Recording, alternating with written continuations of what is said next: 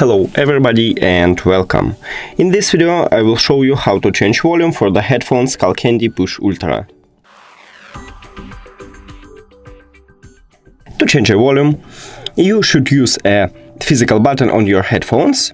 So, use the plus button to volume up. Just click one time and it increases the volume. And use minus for the to lower the volume. So again, press one time to lower the volume. And the same with the left one. Just plus for increase volume and minus for lower the volume.